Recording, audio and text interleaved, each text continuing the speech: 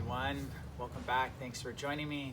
Today we are going to be covering the installation of these Toyota Tacoma running boards.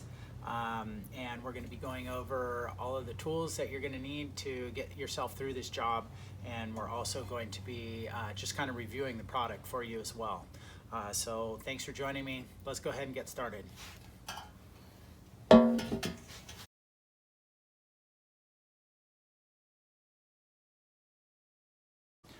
So I've had my Toyota Tacoma for a little less than a year, and I love this truck. It's amazing. And I couldn't be happier with it.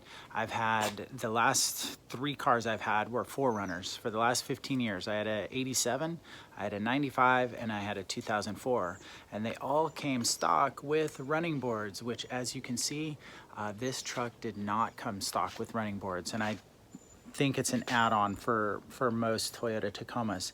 I wish they would put them on there standard, but I guess cost-saving measures, whatever it is, I knew I had to have running boards because I'm constantly getting up on the roof of the car, getting surfboards on and off, tying wood on to the top, getting into the rocket box, whatever it is.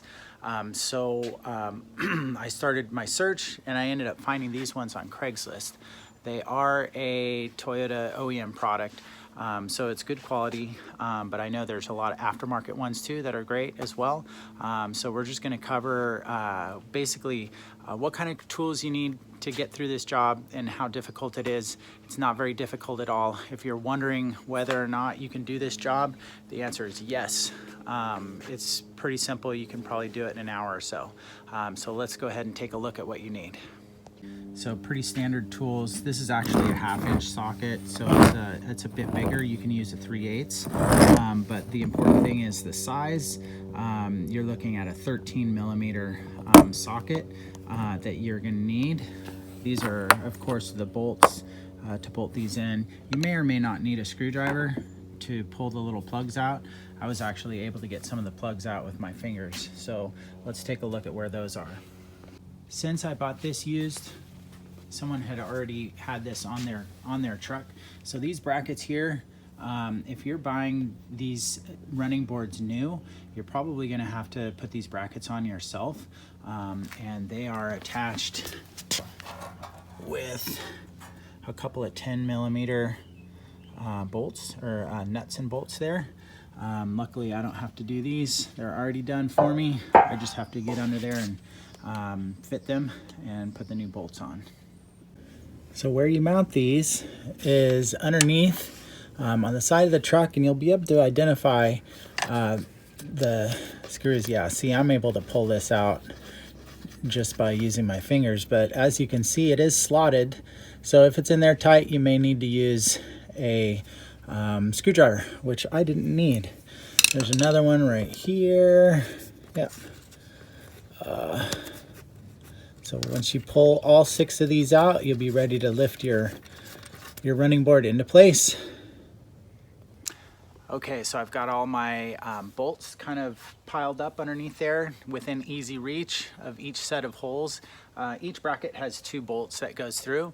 I've got all my plugs pulled out. I've got the ratchet easily reachable, and I've even put a piece of cardboard down on the floor or on the concrete just so I can slide around a little bit easier. The running board is 26 pounds. I put it on the scale and weighed it. So it's pretty heavy. So you can probably do it on your own. It might be easier with another person, another set of hands helping you out if you have that option. If not, you can definitely do it on your own. I'm gonna start with the middle one, get one middle one set, and it'll kind of hang from there. I'm not gonna tighten it up all the way. Just get it in there a couple threads so it'll hold it, and then move either to the front or the back. And then leave everything loose so that if I have to move it one way or another to get the bolt to line up, then that'll help facilitate that. So anyways, let's go ahead and get started, see if we can get this thing on.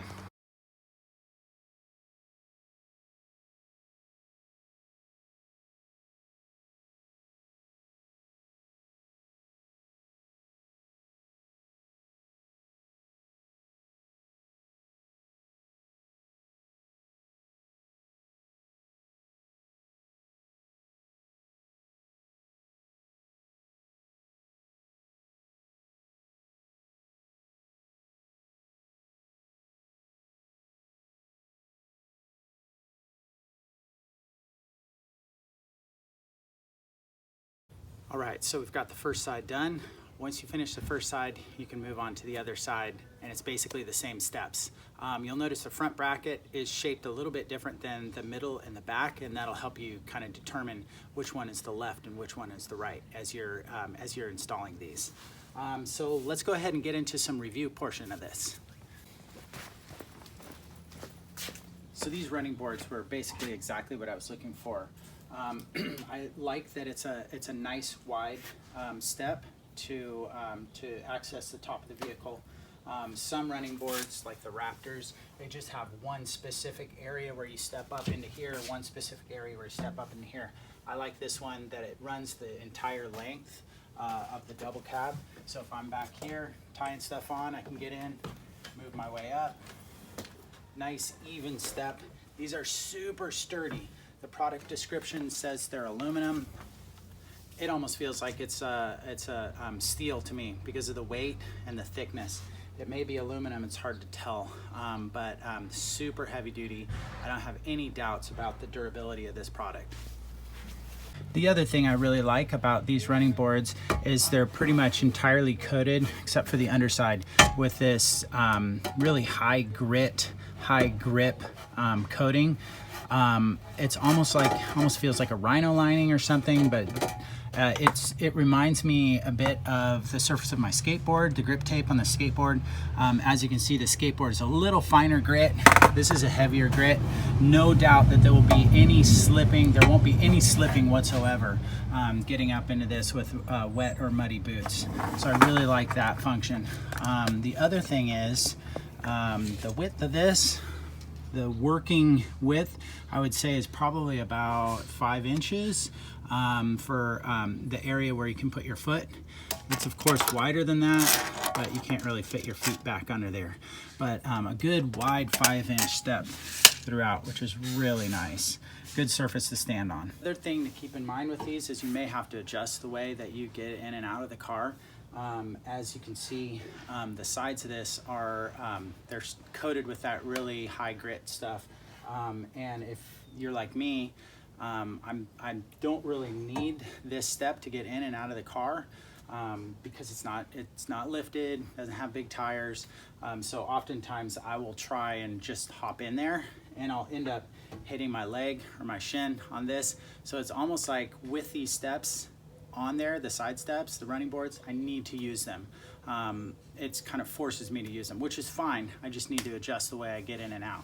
So when I get in, it's kind of like this. When I get out, it's like this. Same thing on the other side, except I'm using my right foot first, left foot goes in. So that may be a problem for some people. But for me, it's just a matter of retraining myself to actually use the stepping board, the running board, getting in and out of the car. All right, well, that's all the time that I have for today. Hopefully that video was helpful for you. If it was, go ahead and click that like button, leave a comment. I'll try and get back to you. Mahalo for watching. We'll see you next time.